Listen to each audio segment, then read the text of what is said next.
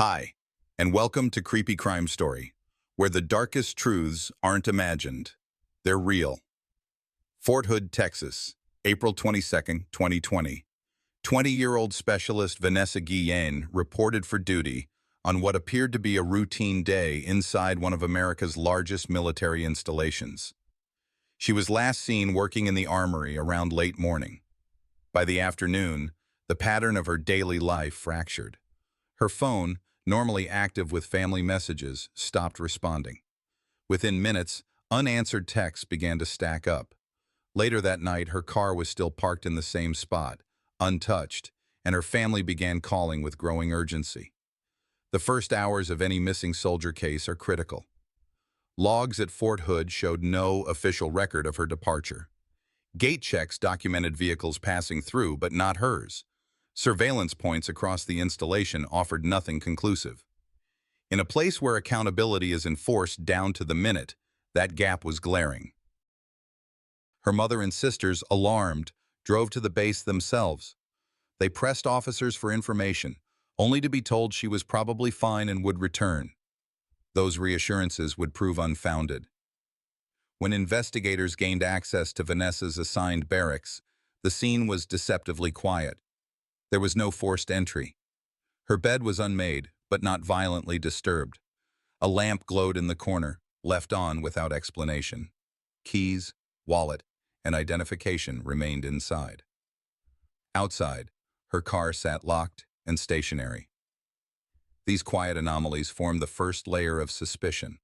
A soldier known for discipline and routine had left behind the very items she would never willingly abandon. The evidence was almost entirely negative.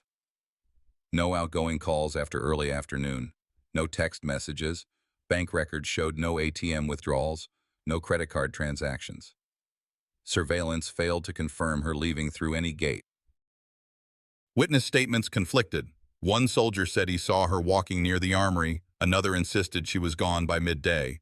None could provide a clear account of her movements beyond the morning hours. In missing person cases, it is often what doesn't happen that defines the timeline, and in Vanessa's case, silence itself became the loudest clue. Geography narrowed the scope but complicated the search.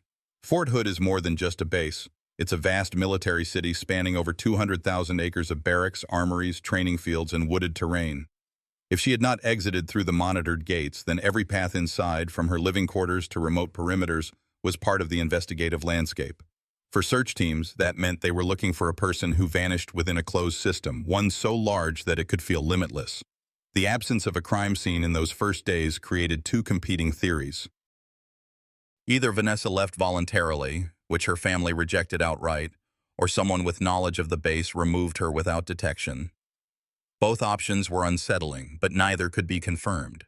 The Army's Criminal Investigation Division opened its file, documenting the inconsistencies, while her family went public, demanding urgency.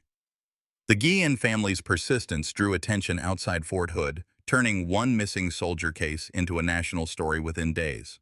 By the end of April, the unanswered questions had hardened into a single fact. A disciplined soldier had disappeared inside her own base without leaving a trace. There was no confirmed exit, no phone trail, no financial footprint. For investigators, this was no longer a matter of a soldier going absent without leave. The working theory had shifted. Vanessa Guillen had likely become the victim of a crime. The first response ended with more uncertainty than clarity, but that uncertainty would not last. Because when remains are eventually recovered, the status of an investigation changes from speculation to certainty, and the next stage always begins at the morgue. The case of specialist Vanessa Guillen shifted dramatically once investigators were called to examine human remains recovered near the Leon River in late June 2020. By then, weeks of searching had turned the story from a missing soldier to a confirmed homicide. Forensic science now replaced speculation. The morgue became the center of the investigation, and the body itself, the one piece of evidence that could not lie, was treated as the primary scene. From the moment the remains were transferred into custody, chain of custody protocols were meticulously enforced. Each handoff, from recovery teams to transport units to the medical examiner's office, was logged with timestamps and signatures. That chain mattered. In criminal trials, even the smallest break in custody can weaken the reliability of evidence. In this case, no such breaks were recorded. Inside the morgue, the examination began. Dental records were the first tool of identification, matched quickly against Guillen's medical file from the Army. Forensic odontologists compared tooth structure and noted consistent alignment with her documented dental history. Within hours, the identity was confirmed. DNA samples were also collected for corroboration, later verified against maternal relatives. That step ensured redundancy. One confirmed match and one genetic match, so there would be no dispute over identity later in court. The condition of the remains presented significant challenges. The passage of time and exposure to elements along the river had degraded much of the soft tissue. That limited certain analyses, but did not erase the larger forensic picture. Fractures and bone trauma could still be examined, though investigators at this stage kept preliminary notes restrained until full lab reports could confirm. The medical examiner entered findings in stages: preliminary observations of skeletal damage, working theories on cause of death, and eventual confirmed details after additional testing. Toxicology was requested, though limited biological material meant results would be partial. Analysts screened for narcotics, alcohol, and toxins as a matter of procedure. Even if no substances were found, the negative result itself would matter, showing the victim had not voluntarily consumed anything that could explain her absence. Photographic documentation of every stage was standard. Wide shots of the remains, close-ups of identifiable features, and microscopic imaging of bone and tissue samples were all captured and archived. These images would not be released publicly but were secured as part of the evidence record. They provided investigators, and eventually the court, with a visual chain that matched written notes. While medical examiners worked inside, investigators studied what the body's condition meant outside. The remains showed signs of transport. In other words, the location near the river was not necessarily the site of the homicide. That distinction matters. In homicide cases, the primary scene is where the death occurred, and the secondary scene is where a body is left. Here, investigators had strong reason to believe they were dealing with a secondary scene. That conclusion shaped the next phases of investigation.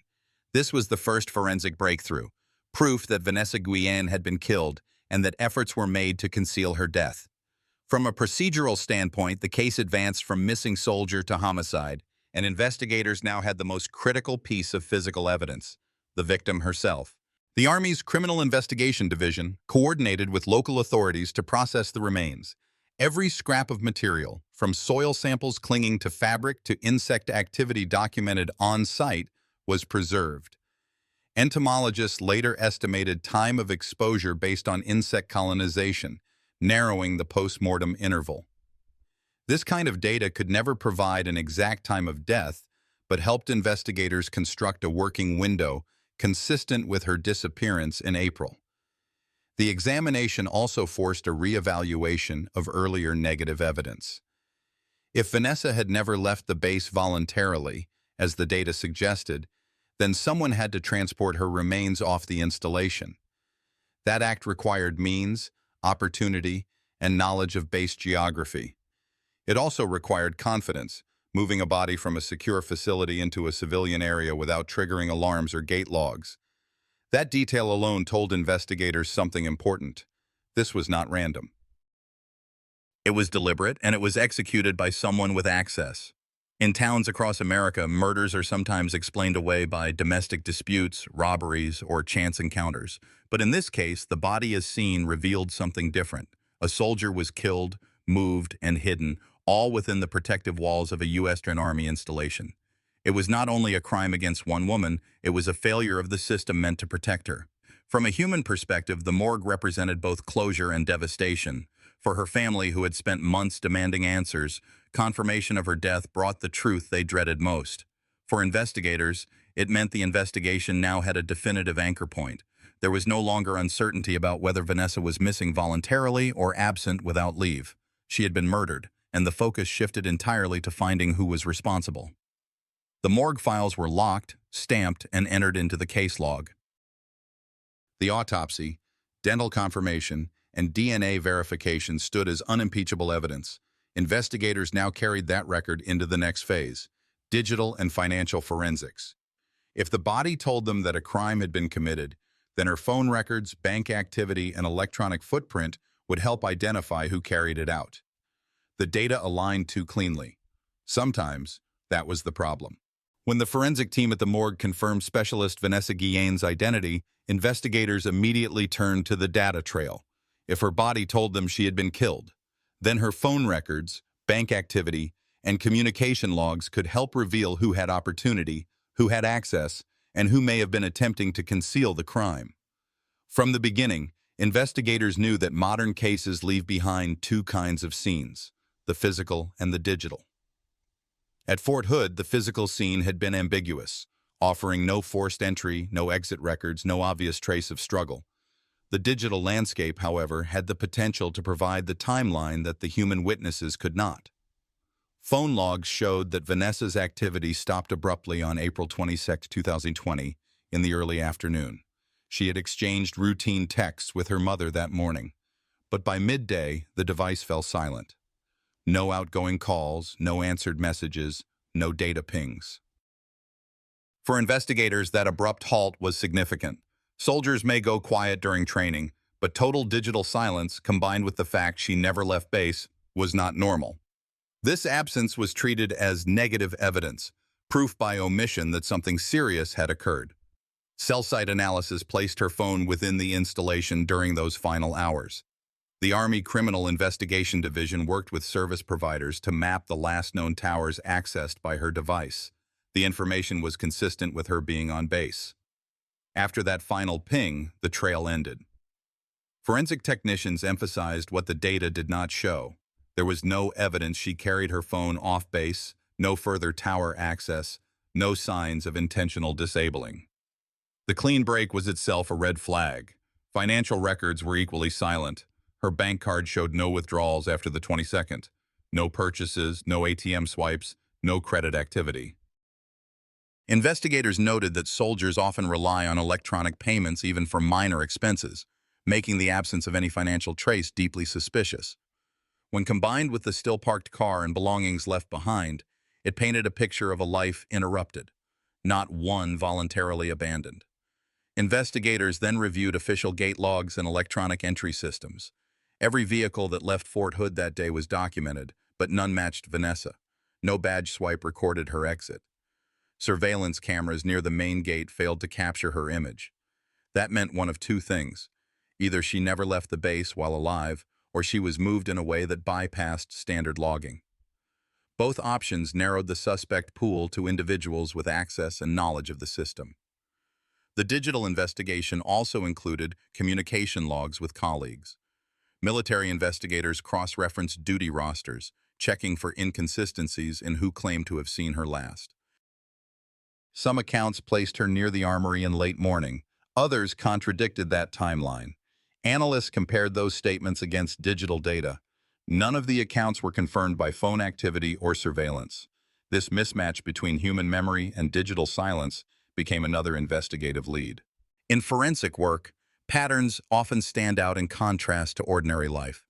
Here, the pattern was absence. No phone, no money, no movement. It was as if Vanessa's existence stopped in a single window of time. The data aligned too cleanly, and that raised suspicion. Was the absence itself manipulated? Or was it the inevitable footprint of a sudden act of violence?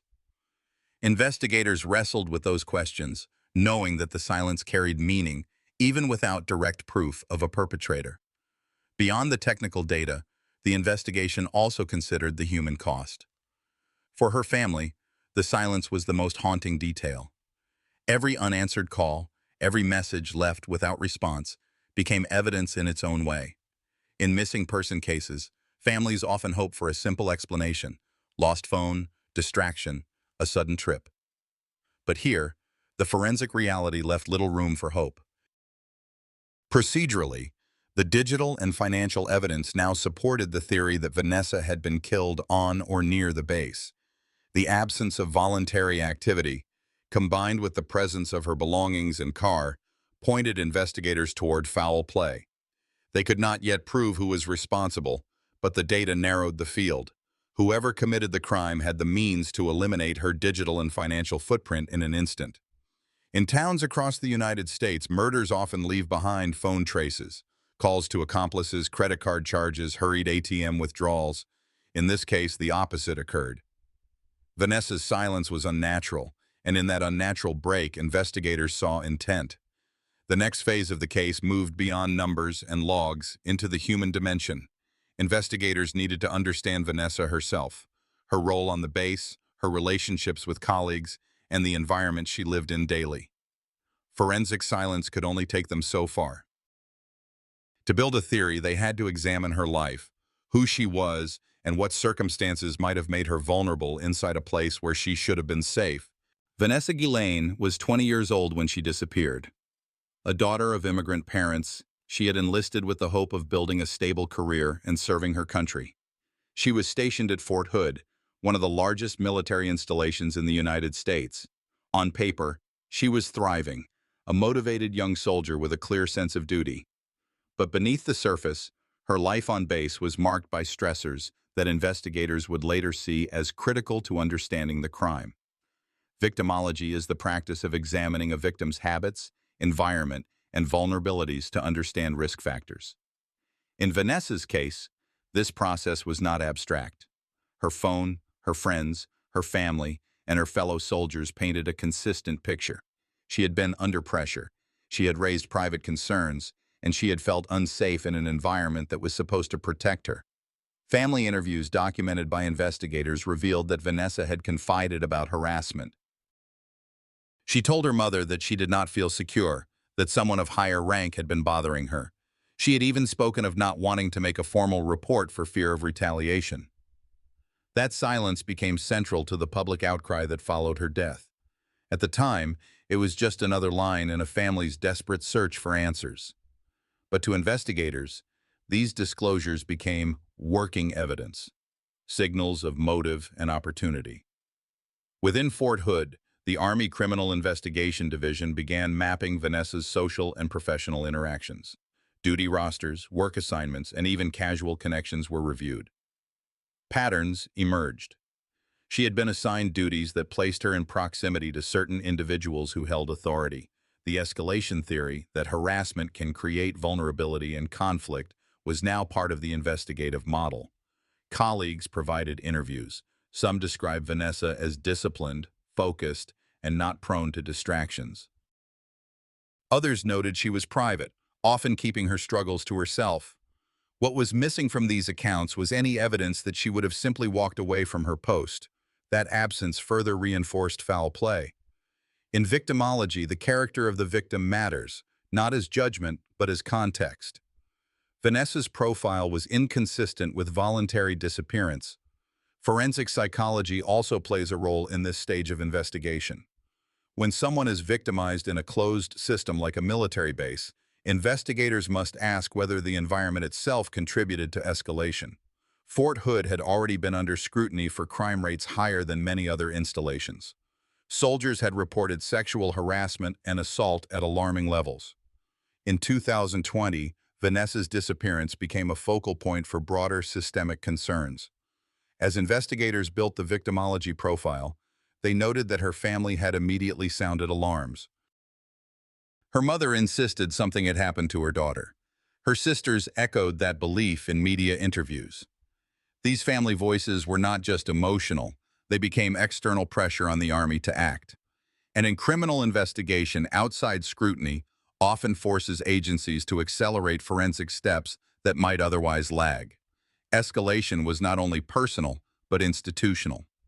The failure to act on earlier reports of harassment at Fort Hood created a context where Vanessa's case resonated beyond a single crime.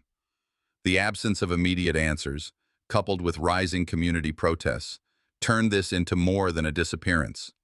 It became a public test of accountability. Investigators understood that the victimology profile would later be scrutinized in court, establishing Vanessa as a credible, responsible soldier whose disappearance was involuntary was key to framing the chain of events as homicide, not desertion. Every call log, every witness statement, every piece of negative evidence served that purpose. By late summer 2020, this victimology work helped prosecutors and the Army to shift focus, not just to where Vanessa had last been seen, but to who had access to her, who held power over her, and who might have sought to silence her permanently. In small American towns, murders are not just crimes, they fracture communities. In military communities, they can fracture trust in the institution itself. Vanessa's disappearance and death did both. Her profile as a victim underscored not only her personal tragedy, but the systemic risk faced by others in similar positions. The escalation from a missing soldier to a suspected homicide and then to a national scandal was not accidental. It followed the contours of her life, her vulnerability, and the system around her. And it forced investigators to look not just at evidence, but at the structure that allowed risk to go unaddressed. The next step for investigators was to move from understanding the victim to identifying perpetrators. Theories of access, motive, and concealment would form the backbone of charging decisions. That required connecting the victimology profile to specific individuals and building a prosecutable theory. By the time investigators had established a detailed victimology profile, the next procedural step was to connect evidence to individuals who had motive, opportunity, and access. This stage is known in prosecutorial terms as charging theory. It is not just about suspicion. It is about building a framework that can survive legal scrutiny, where every piece of evidence aligns with a coherent narrative of crime. At Fort Hood, the Army Criminal Investigation Division worked alongside the FBI and U.S. Marshals to consolidate what was already known. Vanessa Guillén had disappeared within the secure perimeter of a military base. She had not signed out. Her vehicle remained in place. Her phone activity ceased within a short window. These negative findings, no departure logs, no phone calls, no voluntary movement, were as significant as any physical evidence. They eliminated the possibility of desertion, a theory that might have otherwise delayed the urgency of the investigation. The investigative team then shifted to a methodical review of all personnel who had direct or indirect contact with her on the day she vanished. Duty rosters, surveillance logs, and swipe card data formed the backbone of this process. Even small anomalies, a gap in sign-in records, an unexplained absence from a workstation were flagged for closer review. Investigators recognized that in a controlled environment like Fort Hood, opportunity was measurable. The question was, who had access at the precise time her trail went cold? Witness interviews were carefully layered. Junior soldiers who had seen Vanessa that day were asked to repeat their statements multiple times to ensure consistency. Supervisors were questioned about her assignments and movements. Preliminary inconsistencies emerged. Some recollections conflicted with digital timestamps. That friction between human memory and forensic record is often where investigators find the cracks that lead to suspects. Parallel to this, federal prosecutors began assessing the threshold for probable cause. To move toward charges, they needed more than absence or suspicion. They needed linkage. That linkage began to form through a combination of surveillance gaps, corroborating witness statements, and testimony pointing to specific individuals who had been seen with Vanessa in restricted areas. At this stage, prosecutors labeled the information as working evidence, not yet confirmed but sufficient to guide investigative focus. The decision to bring in interagency support was also procedural. Army CID alone could not afford the appearance of insularity, especially under public pressure. The FBI's involvement provided both credibility and specialized forensic resources. They analyzed digital footprints, reconstructed timelines from electronic data, and validated witness statements against objective markers. This layering of civilian and military expertise was crucial to creating a charging theory that would withstand both court scrutiny and public examination. Investigators also considered motive. Through victimology, harassment had already been identified as a potential factor. But motive must be linked to an actor, and that link requires evidence. At this point, prosecutors did not publicly name suspects. Instead, they used coded references in reports, Subject A, Subject B. These designations allowed them to build profiles without prematurely compromising the case. Each subject was evaluated against 4 criteria: access, timeline, motive, and concealment behavior. As the investigation tightened, focus narrowed to those with overlapping presence in the areas where Vanessa had last been seen. Internal records showed that certain individuals had inconsistent accounts of their movements. Discrepancies in statements, small details that did not align with logs, were flagged. In a forensic investigation, minor contradictions often become major leads. The charging theory also had to anticipate defense strategies. Prosecutors knew that in the absence of direct eyewitnesses, the defense would argue alternative explanations, voluntary absence, misidentification, or incomplete evidence. To preempt this, investigators emphasized chain of custody protocols, ensuring every piece of material, electronic, physical, testimonial, was documented and corroborated. Beyond the courtroom, there was the matter of public trust. By mid-2020, Vanessa's disappearance had drawn national media attention. Protests outside Fort Hood demanded answers. Families of other missing soldiers joined in, pointing to systemic failures. For prosecutors, this context added pressure to move forward, but it also carried risk. Rushing charges without airtight evidence could jeopardize the entire case. The charging theory, therefore, had to be deliberate, precise, and unassailable. By the close of this stage, prosecutors had formed a preliminary model. Vanessa's disappearance was the result of foul play within Fort Hood, involving individuals who had direct access and a clear motive to silence her. While names were still withheld in official communications, investigators were already preparing for the moment when those names would become public and charges would be filed. The transition from victimology to charging theory marked a turning point. It was no longer a search for a missing soldier. It was a homicide investigation with identifiable suspects. The next step was to move from theory to action, securing warrants, conducting arrests, and ensuring that the procedural chain was strong enough to carry the case into court. The bridge from the charging stage to the courtroom was swift but fraught. Once the Army and federal prosecutors finalized the referral, the public focus shifted from discovery to accountability. For months, Fort Hood had been under a microscope. Every procedural delay risked the perception that the military justice system could not deliver transparency.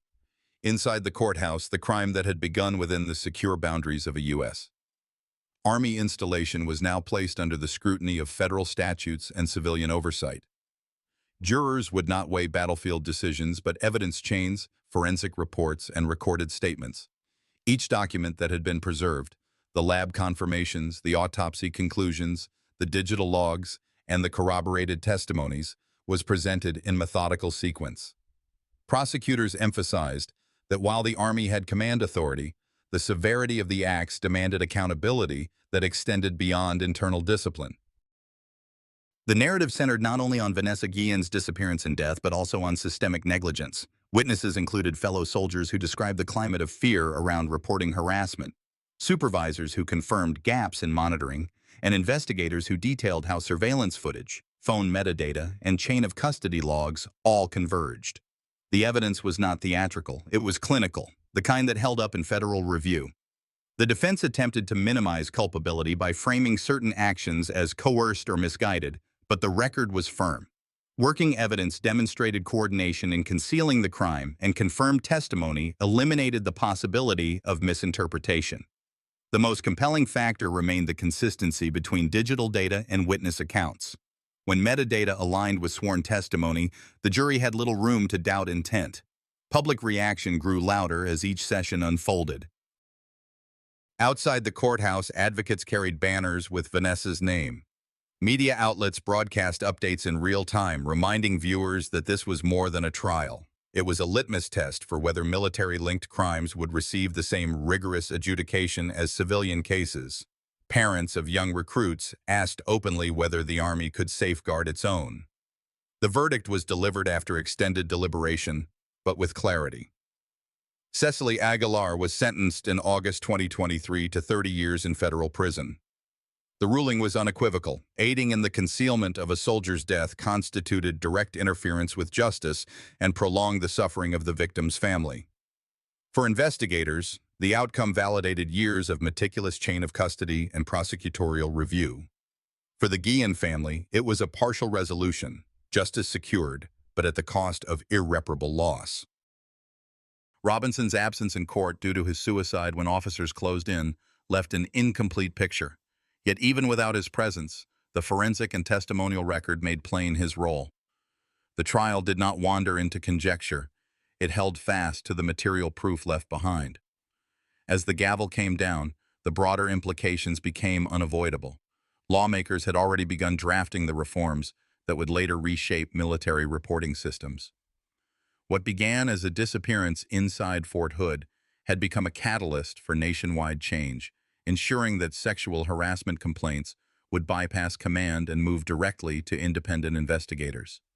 The narrator's reflection at this stage was pointed. Crime inside secure institutions tests not only individual accountability, but systemic resilience. Vanessa's death forced both prosecutors and legislators to confront the failures that allowed abuse to fester unchecked. The Army, once resistant, was compelled by the weight of evidence and public pressure to adopt reforms that survivors had long demanded. The chapter closes with one lingering truth. While a guilty verdict delivers legal closure, it does not restore what was taken. Vanessa's name endures in advocacy groups, congressional records, and community vigils, ensuring that her story is not relegated to a docket entry but remains a reminder of why reforms matter. The sentencing of Cecily Aguilar closed the courtroom file, but the impact of Vanessa Guillen's murder extended far beyond a prison term. Her disappearance at Fort Hood in 2020 forced the Army, lawmakers, and the public to confront deep failures in how sexual harassment and assault were reported and investigated. Congress passed the I Am Vanessa Guillen Act, removing such complaints from the direct chain of command. Fort Hood itself was renamed Fort Cavazos in 2023, a symbolic step to break with its tarnished history. Federal reviews also exposed poor coordination between Army CID and the FBI, prompting new interagency rules for cases of missing service members. For Vanessa's family, advocacy never stopped. They demanded accountability not just for their daughter, but for every soldier who had feared retaliation for speaking out. Their persistence turned a personal tragedy into national reform. Communities honored her with vigils and murals, while soldiers who once stayed silent came forward with their own stories. Investigators acknowledged that unanswered questions remained, especially after Aaron Robinson's suicide cut off full judicial review. Still, the reforms born of this case became Vanessa's enduring legacy. In 2023, justice finally reached its last step. Aaron Robinson was gone by suicide in 2020, but Cecily Aguilar stood before a federal court and was sentenced to 30 years in prison for her role in concealing the crime against Vanessa Guillen at Fort Hood, Texas. The outrage sparked change. Congress passed the I Am Vanessa Guillen Act, reforming how sexual harassment and assault are reported in the military. Fort Hood was renamed Fort Cavazos, a symbolic break from the failures tied to her death. Vanessa's loss remains irreversible, but her case reshaped the Army and forced accountability. Her name stands as both tragedy and reform in one of the most consequential U.S. military crimes. Robinson deceased, Aguilar imprisoned. Vanessa Guillen's story became a turning point in military justice. As I close this story, I can't help but reflect on the weight of Vanessa Guillen's legacy. Her voice was silenced, yet it sparked a movement that forced accountability and reform. In telling her story, I'm reminded that justice is not only about punishment, it's about changing a system so others may be spared the same fate. What do you think her case teaches us about courage, silence, and speaking out? If this story touched you, share your thoughts in the comments. Let me know where you're watching from or what struck you most. And if you want to stay with me through the next true crime story that reveals lessons we can all carry into our lives, please subscribe to this channel.